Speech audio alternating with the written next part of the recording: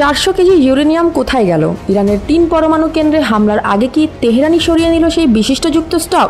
মার্কিন ও ইসরায়েলি বিমান হামলায় ইরানের ফোর্দো, নাতানজ ও ইস্পাহানের উপর 2 দফা বাংকার বাস্টার বোমা আঘাত হানলে 400 কেজি, যা 90 পাউন্ড অর্থাৎ 60% ইউরেনিয়াম, যা 90% হলেই 4 থেকে 10টি পারমাণবিক বোমা বানাতে পারে। স্যাটেলাইট চিত্র দেখা যায় হামলার 2 দিন আগে ফোর্দো পরমাণু কেন্দ্রের বাইরে দাঁড়িয়ে থাকা 16টি মালবাহী ট্রাক। বিশ্লেষকরা বলছেন, ইরান হামলার আগেই অত্যাবশ্যকীয় স্টক ও কেন্দ্রীয় যন্ত্রোপযোগ সরিয়ে ফেলেছিল। এই তথ্যকে ভিত্তি হিসেবে মার্কিন ভাইস প্রেসিডেন্ট ভ্যান্স মন্তব্য করেছেন, ইউরেনিয়াম হয়তো গুপ্ত আস্তানায় রাখা হয়েছে। বিশ্লেষকদের মতে, ইরান দক্ষিণ মধ্যবর্তী কোনো ভূগর্ভস্থ নিরাপদ জায়গায় ইউরেনিয়াম ও কেন্দ্রীয় যন্ত্রাংশ সংরক্ষণ করেছে। নিউ ইয়র্ক পোস্ট ও ইকোনমিক টাইম বলছে, পিক্যাক্সি মাউন্টেন নাম ধরে সন্দেহভাজন এক গুপ্ত আশ্রয়ে থাকতে পারে নিখোঁজ স্টক অ্যাম্বুনেশন। IAEA এর প্রধান বলেছেন, প্রত্যক্ষভাবে এখন পরিস্থিতি বোঝা কঠিন, কিন্তু ঢেকে থাকা পুনঃপরিদর্শনটা প্রয়োজনীয়। বিশ্বস্ত বিশেষজ্ঞরা সতর্ক করছেন, ইরানের এই রপ্তানি বা গোপন স্থানান্তর প্রমাণ করে যে তারা এখনও পরমাণু অস্ত্র সক্ষমতায় রয়েছে। আছে কেন্দ্রীয় যন্ত্র, যদিও বর্তমানে তা দ্রুত অস্ত্র তৈরিতে রূপান্তরযোগ্য নয়, তবে ভবিষ্যতে বিকাশ প্রক্রিয়া চালিয়ে নেওয়ার উপযোগী। ডিফেন্স ইন্টেলিজেন্স এজেন্সির গোপন প্রতিবেদনে একই কণ্ঠে বলা হয়েছে, হামলার ফলে শুধুমাত্র মাসিক বাধা তৈরি হয়েছে, তবে সহস্র কোটি ডলারে এ ধরনের স্টক অক্ষত। তেহরানকে চাপ দেওয়া হচ্ছে এই 400 কেজি ইউরেনিয়াম প্রত্যাহার এবং গোপন আস্তানাগুলি খোলার জন্য। এদিকে IAEA তার পরিদর্শন চালাতেই জোর দিচ্ছে। পরমাণু বোমার হুমকি এখনো পিছনে নেই, যতক্ষণ না প্রত্যক্ষ বাস্তবতা নিশ্চিত হবে।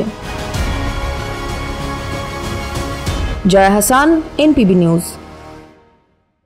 আন্তর্জাতিক অঙ্গনে চাপে ইসরায়েল ও যুক্তরাষ্ট্র, আর ঠিক সেই মুহূর্তে বিস্ফোরক এক বার্তা ছড়ে দিল ভারত, চীন, রাশিয়া নেতৃত্বাধীন ব্রিক্স জোট। 24 জুন ইরান ও ইসরায়েলের মধ্যে যুদ্ধবিরতি কার্যকর হওয়ার পরপরই একটি তীব্র ভাষায় বিবৃতি দেয় ব্রিক্স। তারা জানায়, ইরানের শান্তিপূর্ণ পারমাণবিক স্থাপনাগুলোতে ইসরায়েল ও যুক্তরাষ্ট্রের সামরিক হামলা শুধু বেআইনি নয়, এটি সরাসরি আন্তর্জাতিক আইন, জাতিসংঘ সনদ ও IAEA এর বিধিবিধান লঙ্ঘন। বিশ্বব্যাপী উদ্বেগ ছড়ানো এই হামলার বিষয়ে জোটটি বলেছে, এ ধরনের আগ্রাসন একতরফা, উস্কানিহীন এবং গভীরভাবে নিন্দনীয়।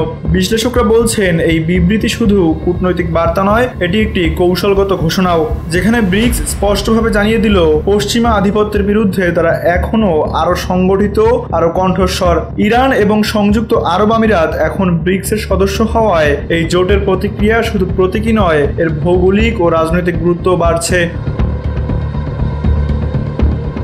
বিবৃতিতে ব্রিক্স জোট স্পষ্টভাবে আহ্বান জানিয়েছে, যুদ্ধরত সব পক্ষ অবিলম্বে কূটনৈতিক পথে ফিরে আসুক, সংলাপে বসুক এবং সহিংসতার চক্র থেকে বেরিয়ে আসুক।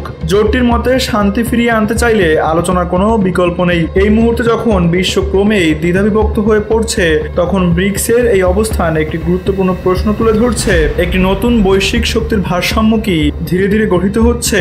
আর সেই নতুন ব্যবস্থার কেন্দ্রবিন্দুতে কি উঠে আসছে দক্ষিণ গোলার্ধের নেতৃত্ব? Tanvir Ahmed, NPB news.